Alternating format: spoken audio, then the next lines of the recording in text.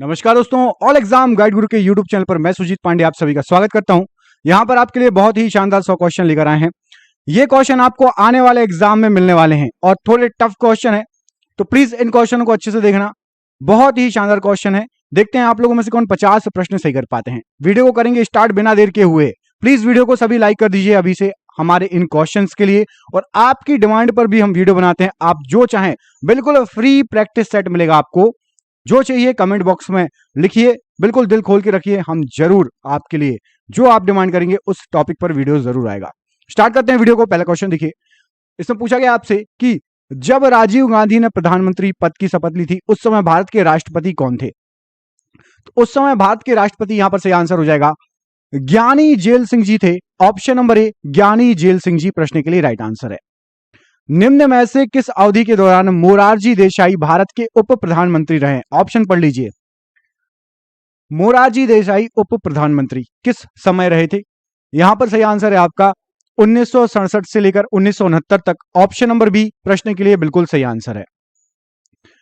भारत के निम्न राष्ट्रपतियों में से कौन केंद्रीय श्रम मंत्री भी रहा है? मतलब राष्ट्रपति बने थे लेकिन उसके पहले केंद्रीय श्रम मंत्री भी रहे हैं। बताइए क्या हो जाएगा प्रश्न के लिए सही आंसर?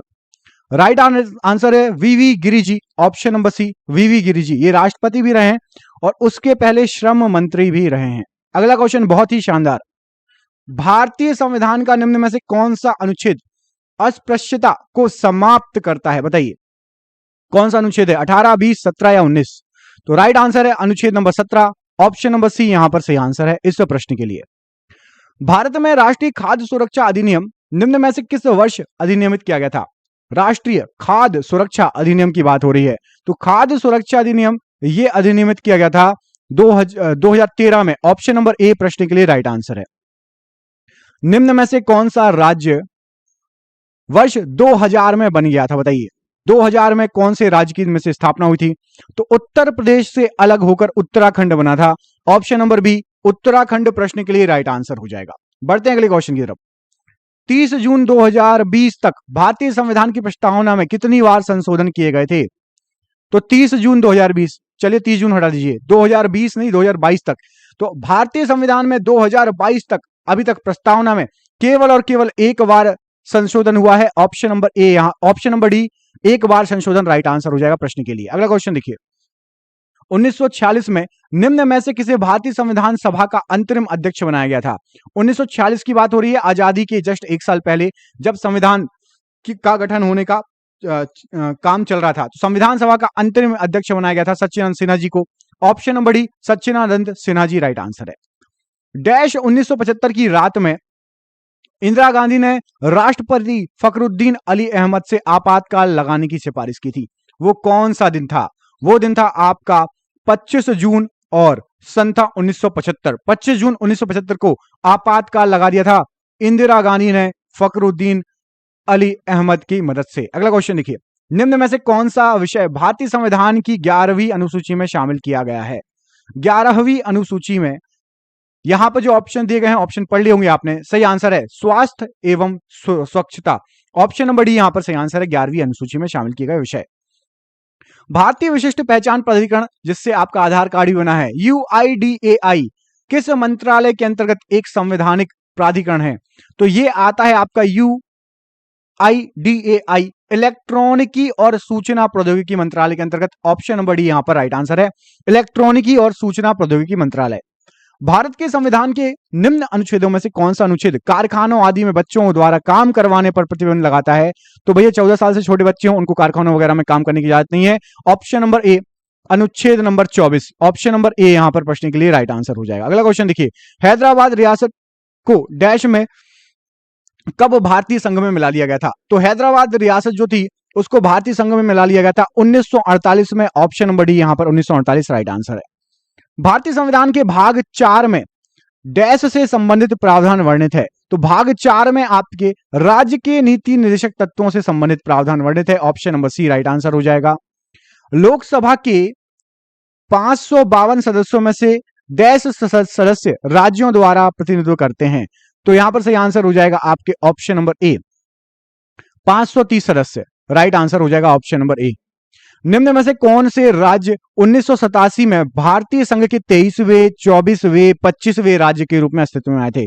तो 1987 में देखिए कौन कौन से राज्य मिले थे। मिजोरम, अरुणाचल प्रदेश और गोवा। ये 24वां राज्य मिजोरम, 23वां राज्य मिजोरम, 24वां राज्य अरुणाचल प्रदेश और 25वां राज्य गोवा। लाल बहादुर शास्त्री डैश से डैश तक भारत के प्रधानमंत्री रहे थे? तो लाल बहादुर शास्त्री जी ये रहे थे आपके, राइट आंसर हो जाएगा 1964 से लेकर 66 तक। ऑप्शन नंबर ए प्रश्न के लिए राइट आंसर है। लाल बहादुर शास्त्री का जन्म कब हुआ था? तो लाल बहादुर शास्त्री जी का जो जन्म हुआ था 2 अक्टूबर को हुआ था। गांधी जी के जन्म के समय 2 अक्टूबर प्रश्न के लिए बिल्कुल सही आंसर हो जाएगा। अगला क्वेश्चन देखिए, सिक्का अधिनियम 2011 भारत में डैश तक के मूल वर्ग के सिक्कों की जारी करने की अनुमति देता है? आपको पता है सबसे बड़ा सिक्का आप कितना तक का जारी कर सकते हैं? हमारी सरकार, आप नहीं, हम नहीं, हमारी सरकार। तो हमारी सरकार 1000 रुपए तक का सिक्का जारी कर सकता है। सिक्का अधिनियम 2011 के अनुसार 1000 रुपए तक का सिक्का जारी कर सकता है। पूर्व क्रिकेटर गौतम गंभीर ने भारतीय जनता पार्टी के टिकट पर डैश निर्वाचन क्षेत्र से लोकसभा चुनाव लड़ा था 2019 में। तो गौतम गंभीर जी ये लड़े थे, आपके सही आंसर हो जाएगा पूर्वी दिल्ली से। ऑप्शन नंबर सी पूर्वी दिल्ली राइट आंसर हो जाएगा। भारत में हर साल संविधान दिवस किस दिन मनाया जाता है? तो संविधान दिवस मनाया जाता है आपका 26 नवंबर को। ऑप्शन नंबर डी 26 नवंबर प्रश्न के लिए राइट आंसर है। सरकारी आयोग ने अपनी रिपोर्ट कब प्रस्तुत की थी? तो सरकारी आयोग जो था उसने रिपोर्ट प्रस्तुत की थी 1988 में। आपको बताना सरकारी आयोग किससे संबंधित था? सरकारी आयोग ये किससे संबंधित था? कमेंट बॉक्स में कमेंट करके बताइए। भारत के संविधान की प्रारूप समिति के अध्यक्ष कौन थे? तो भारत के संविधान के प्रारूप समिति के अध्यक्ष थे B R. Ambedkar ji. Option number A B R. Ambedkar ji प्रश्न के लिए राइट आंसर हो जाएगा। अगला क्वेश्चन देखिए, भारत के मुख्य न्यायाधीश की नियुक्ति कौन करता है बताइए? तो भारत के मुख्य न्यायाधीश की नियुक्ति यहां पर प्रश्न के लिए सही आंसर हो जाएगा आपका ऑप्शन नंबर ए। भारत के राष्ट्रपति भारत के मुख्य न्यायाधीश की नियुक्ति करते हैं। ऑप्शन नंबर ए राइट आंसर है। किसने भारतीय संविधान की प्रस्तावना या उद्देशिका को भारतीय संविधान की राजनीतिक कुंडली के रूप में वर्णित किया था? तो भारतीय संविधान की राजनीतिक कुंडली के रूप में वर्णित किया था कन्हैया लाल मणिक लाल मुंशी जी। ऑप्शन नंबर सी सही आंसर हो जाएगा, कन्हैया लाल मणिक लाल मुंशी जी। भारत के योजना आयोग द्वारा कितने कृषि जलवायु क्षेत्रों को मतलब ACZ को अभिलक्षित किया गया है? तो यहां पर प्रश्न के लिए राइट आंसर हो जाएगा आपके 15 ACZ अभिलक्षित क्षेत्र जो है इनको बनाया गया है। अगला क्वेश्चन देखिए, भारत में पहली बार संविधान सभा के चुनाव कब हुए थे? तो सबसे पहले संविधान सभा के चुनाव जो हुए थे, संविधान सभा की बात हो रही है, ठीक है, आम चुनाव नहीं। तो 1946 में संविधान सभा के चुनाव हुए थे। भारत में पिछड़ा और अल्पसंख्यक समुदाय कर्मचारी महासंघ की स्थापना कब की गई थी? तो अल्पसंख्यक पिछड़ा और अल्पसंख्यक समुदाय कर्मचारी महासंघ इसकी स्थापना 1978 में की गई थी। ऑप्शन नंबर डी यहां पर राइट आंसर है। भारत के संविधान के अनुच्छेद 49 में क्या प्रावधान है? अनुच्छेद 49 में दिया गया है आपका स्मारकों एवं स्थानों तथा प्राकृतिक महत्व की वस्तुओं का संरक्षण। Option number C. Ramnath Kovind ने 25 जुलाई 2017 की बात हो रही है को भारत के राष्ट्रपति के रूप में शपथ ली थी। कौन से नंबर के राष्ट्रपति बने थे? तो रामनाथ कोविंद जी बने थे आपके 14वें नंबर के राष्ट्रपति। ऑप्शन नंबर 14वें नंबर राइट आंसर हो जाएगा। अगला क्वेश्चन देखिए, निम्न में से कौन सा कथन सही है? यहां पर जो कथन दिए मैं आपको डायरेक्ट बता देता हूं।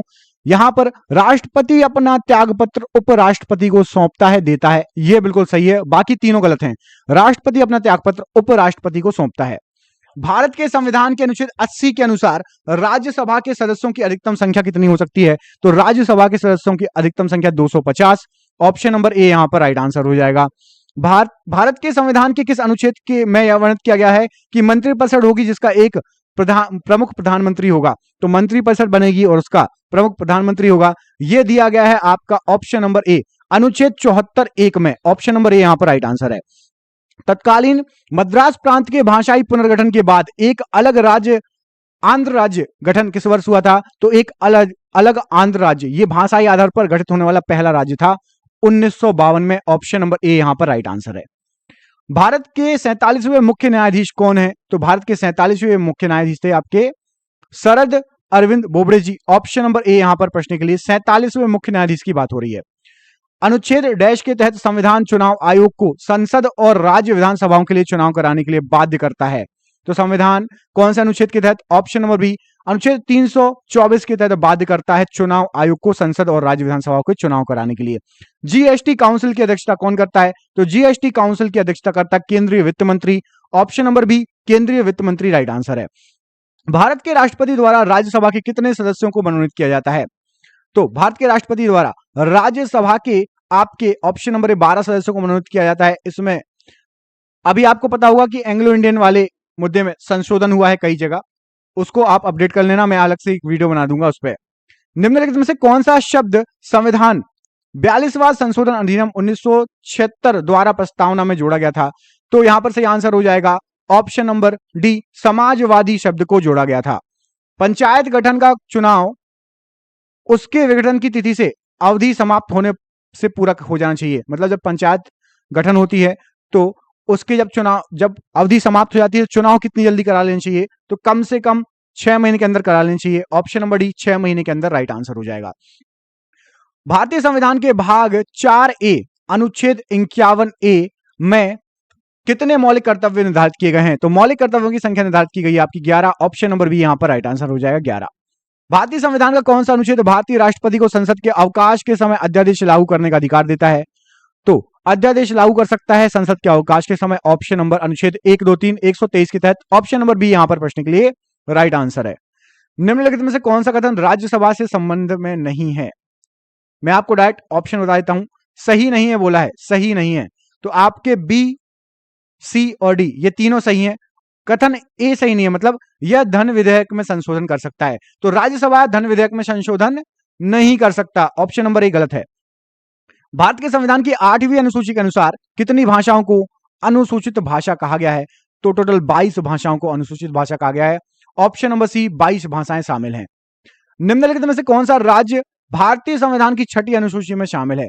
तो यहां पर सही आंसर हो जाएगा मिजोरम। भारतीय संविधान की 6ठी अनुसूची में शामिल राज्य है मिजोरम। प्रश्न के लिए राइट आंसर है। अगला क्वेश्चन देखिए, इसमें पूछा गया आपसे फरवरी 2020 की स्थिति के अनुसार लोकसभा में कितने सदस्य उत्तर प्रदेश राज्य का प्रतिनिधित्व करते हैं? फरवरी 2020 के अनुसार यहां पर राइट आंसर हो जाएगा लोकसभा में 80 सदस्य उत्तर प्रदेश का प्रतिनिधित्व करते हैं। अगला क्वेश्चन देख लेते हैं, इसमें आपसे पूछा गया है केंद्र शासित प्रदेश लद्दाख में कितने जिले हैं? तो केंद्र शासित प्रदेश लद्दाख जो है इसमें आपके 2 जिले हैं। ऑप्शन नंबर डी 2 जिले राइट आंसर हो जाएगा। भारत के राष्ट्रपति भवन का निर्माण किस वर्ष पूरा हुआ था? तो भारत के राष्ट्रपति भवन का निर्माण पूरा हुआ था आपका 1929 में। Option number C 1929 right answer है। मौलिक अधिकारों की सूची से संपत्ति के अधिकार को कब हटाया गया था? तो संपत्ति के अधिकार को 1978 में हटा लिया गया था। ऑप्शन नंबर यहां पर बी प्रश्न के लिए राइट आंसर है। भारत में किसके सुझावों पर सरकार द्वारा कृषि फसलों का न्यूनतम समर्थन मूल्य मतलब एमएसपी निर्धारित किया जाता है? तो एमएसपी निर्धारित किया जाता है ऑप्शन नंबर ए कृषि लागत और मूल्य आयोग सीएसीपी के द्वारा। अगला क्वेश्चन देखिए, भारत के संविधान में मौलिक कर्तव्यों की अवधारणा किस देश से ली गई है? तो मौलिक कर्तव्यों की अवधारणा ली गई है union of Soviet socialist Republic USSR द्वारा। अगला क्वेश्चन देखिए, भारत के मुख्य चुनाव आयुक्त का कार्यकाल कितने समय का होता है? तो मुख्य चुनाव आयुक्त का जो कार्यकाल होता है वो 6 वर्ष या फिर 65 वर्ष की आयु तक, जो भी पहले हो जाए। ऑप्शन नंबर ए राइट आंसर है। भारतीय संविधान सभा की प्रारूप समिति के अध्यक्ष कौन थे? तो प्रारूप समिति के अध्यक्ष यहां पर से आंसर हो जाएगा बी आर अंबेडकर जी थे। Option number C B R Ambedkar ji प्रश्न के लिए राइट आंसर। निम्नलिखित में से किस अनुच्छेद के तहत भारतीय संविधान में वित्तीय आपातकाल का प्रावधान लागू किया जा सकता है? तो वित्तीय आपातकाल का प्रावधान यहां पर सही आंसर हो जाएगा आपका अनुच्छेद 360 के तहत। Option number D 360 right answer है। निम्नलिखित में से किस राज्य के प्रतिनिधि लोकसभा में सबसे अधिक हैं? तो यहां पर सही आंसर हो जाएगा ऑप्शन नंबर सी उत्तर प्रदेश में सबसे ज्यादा लोकसभा की सीटें हैं। लोकसभा के प्रतिनिधि सबसे अधिक हैं लोकसभा में उत्तर प्रदेश से। भारत के राष्ट्रपति के महाभियोग की प्रक्रिया निम्न में से किसमें शुरू की जा सकती है? तो महाभियोग की प्रक्रिया शुरू की जा सकती है संसद के दोनों सदनों में। ऑप्शन नंबर डी यहां पर संसद का दोनों सदन राइट आंसर है। तेलंगाना किस वर्ष में भारत का 29वां राज्य बना था? तो तेलंगाना भारत का 29वां राज्य बना था 2014 में 29वां राज्य बना था। ऑप्शन नंबर यहां पर बी सही आंसर। तो ये हो गए आपके सुपर फास्ट क्वेश्चन। दोस्तों यदि वीडियो आपको अच्छा लगा हो, क्वेश्चन पसंद आए हो, तो प्लीज वीडियो को शेयर कीजिए। चैनल पर नए हैं, चैनल को सब्सक्राइब जरूर कर लेना। हम आपसे मिलेंगे अगले वीडियो में, तब तक के लिए आप अपना ख्याल रखना। आप सभी का बहुत बहुत धन्यवाद दोस्तों। आपका दिन शुभ हो। बहुत बहुत धन्यवाद।